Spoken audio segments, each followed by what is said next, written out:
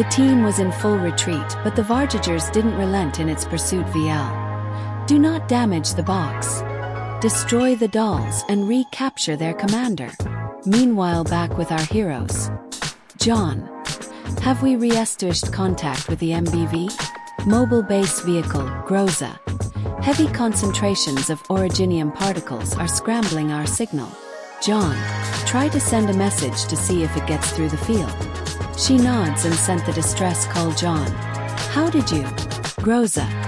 We were able to quickly transfer our neural helix through the cloud to our spare frames. For those who are new and still haven't played Girls Frontline, Groza and most of the women in the story are machines called dolls. Their memories or consciousness are backed up to a cloud server and downloaded to new doll frames if in the event they are destroyed like Groza and the others were in this opening. Jaune. Is the package secure? Nemesis speaks in strange phrases. Jaune. Groza? Groza. The box is secure, but the enemy is not stopping.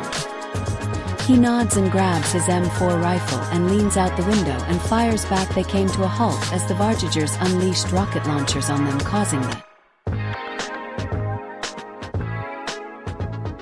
Delavi was disabled with a hit to its tires as the squad had to abandon the vehicle and recover the cargo. Groza shoulders the black box that was the size of an adult torso. Jaune. Fall back, I got you covered. Groza. Commander, it's not safe. Jaune. I know, the cargo takes priority and don't treat me like I'm helpless. Nemesis. Determination. Strength. Jaune still had problems understanding Nemesis but understood that she got him covered as they retreat. Nemesis picks the enemies off one by one with her heavy sniper rifle. Jaune ran and shoot covering Groza's retreat. It was until the enemy called in a Titan to take them out.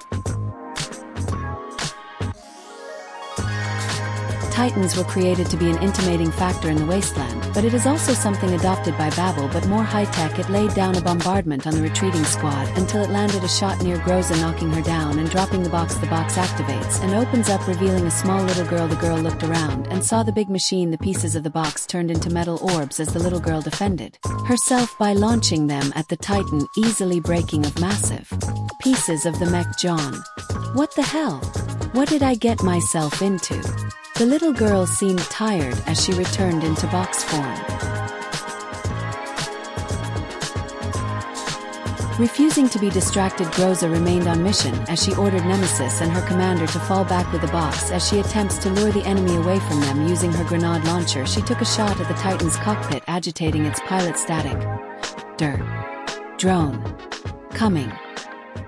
He nods as he hand signs the squad on the plan. Nemesis took the box, and the commander followed her. Groza then taunted the Varjager leader to attacking her as she expertly dodged his attacks and starts climbing the giant mech. Then her objective made clear as she ran across the mech's barrel with a grenade in hand. She jumped off the barrel, and as she passes it, she threw the grenade straight down the muzzle. A few moments pass as the grenade detonates and broke the barrel in half. As she falls, she timely grabs onto something that appeared before her as her hand lands on a railing. As she gripped it, and she was pulled up, she looks up to see a big drone carrying Jaune, Nemesis, and the box as her commander offered her his hands as she took it, and was pulled up. They rode the drone back to the MBV. Jaune.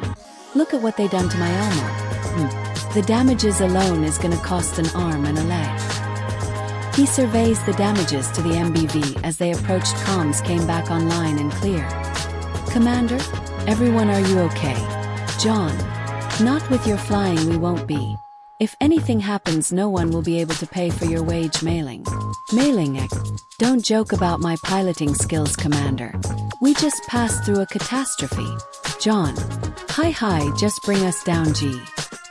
The drone flies erratically as Mailing lost control as the squad crash lands on the Elmo. Everyone recovers dazed as a small girl rushes over to them to check if they were okay. Mailing. Commander, I'm sorry, the drone was on reserve power as it. Jaune. It's all right, Mailing, nothing is broken. Status report on the Elmo. Mailing. I was able to seal the holes for the moment, but they're temporary. We need to head to the nearest sanctuary to safely repair it without suffering originium poisoning. Jaune. All right. Groza, Nemesis, take the box back and secure it. I need to assess the damages with Mailing. Groza. Understood.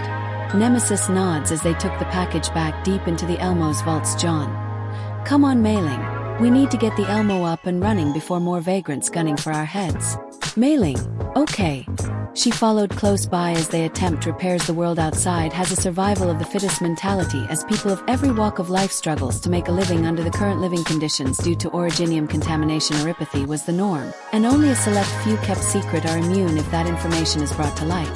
The individuals will be taken for experimentation, and the little girl we just saw was exposed to a red zone level of contamination and no side effects was seen. Who was this girl? Why was she in a box? Is she immune? But the most important thing of all is who commissioned this mission. Chapter end.